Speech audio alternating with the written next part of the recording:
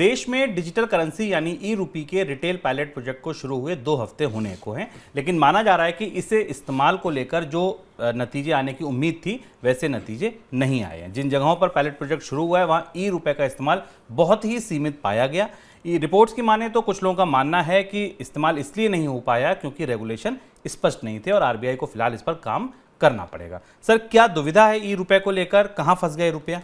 ई रुपए को लेकर रिजर्व बैंक ने जिस तरीके का स्ट्रक्चर और ढांचा सामने रखा था, वो इसके इम्प्लीमेंटेशन के साथ उसकी कई सारे बड़ी दरारें सामने आ गई और इसलिए ई रुपया जिसकी चर्चा और लॉन्चिंग काफ़ी उत्साह के साथ हुई थी, उसे बहुत अच्छा रिस्पांस नहीं मिला। उसकी सबसे बड़ी वजह यह है कि ई रुपए के बारे में रिजर्व बैंक ने अपने नोट में कहा था कि ये पूरी तरह एनोनिमस रहेगा, यानी इसका इस्तेमाल कौन कर रहा है और कहाँ से कर रहा है इसके बारे में सूचना नहीं दी जाएगी। लेकिन दिक्कत यह है कि ई रुपया एक डिजिटल ट्रांजेक्शन है। आरबीआई के मौजूदा नियम में बताते हैं कि आप जिस भी बैंक से कोई भी डिजिटल ट्रांजैक्शन करेंगे, उस बैंक का एसएमएस सिस्टम आपको उसके बारे में अलर्ट भेजेगा। आपके अकाउंट में अगर एक्स अमाउंट रखा हुआ है और उस एक्स अमाउंट को आप ई रुपए के जरिए इस्तेमाल करना चाहते हैं, तो जैसे ही आप ई रुपए का ट्रांजैक्शन उसके जरिए करेंगे, वो बैंक आपको मैसेज भेजेगा और उस मैसेज के साथ उस ट्रांजैक्शन की एक पूरी ट्रेल तैयार हो जाएगी।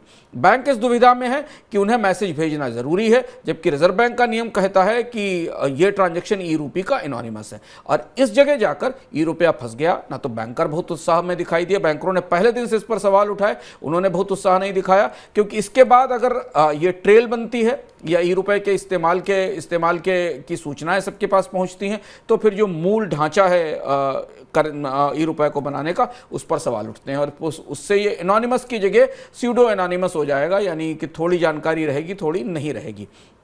और यही वजह है कि शायद रिजर्व बैंक ने जितने भी स्टेक होल्डर्स हैं ई रुपये के, उनसे सलाह मांगी है और ऐसी उम्मीद की जा रही है शुभम की रिजर्व बैंक आने वाले समय में ई रुपये के संचालन को लेकर फिर कुछ नए दिशा निर्देश जारी करेगा।